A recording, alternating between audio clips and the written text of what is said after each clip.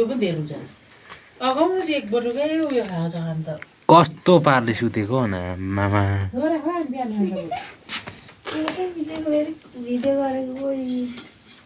hot कडा छ त सुते त केटा के हो आमा हो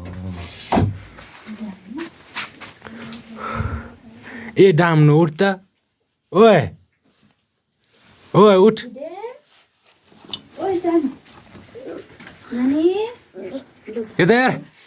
मंगी जस्तो कराउन थाल्यो